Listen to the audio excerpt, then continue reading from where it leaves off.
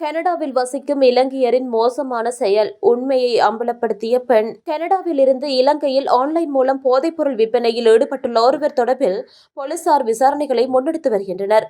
வத்தளை பகுதியில் போதைப்பொருளுடன் பெண்ணொருவர் கைது செய்யப்பட்டார்.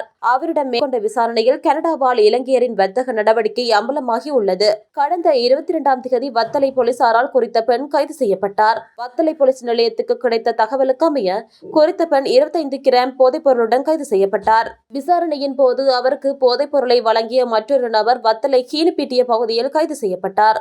அவர் முச்சக்கர வண்டியில் போதைப்பொருளை விநியோகித்து வந்துள்ளார். சந்தேக நபரிடம் 115 கிராம் போதைப்பொருள் மீட்கப்பட்டுள்ளது. கனடாவில் வசிக்கும் இளைஞர் ஒருவர் தன்னை வழிநடத்துவதாக போதைப்பொருள் கடத்தல்காரர் போலீசாரிடம் தெரிவித்துள்ளார். இலங்கையில் ஐஸ் போதைப்பொருள் வாங்குபவர்கள் கனடாவில் உள்ள நபருக்கு ஆன்லைன் மூலம் பணம் செலுத்துவர். அதன் பின்னர் கனடாவில் இருந்து வரும் தகவலுக்கு அமைய உரிய நபர்களுக்கு போதைப்பொருளை வழங்குவதாக சந்தேக நபர்கள் தெரிவித்துள்ளனர்.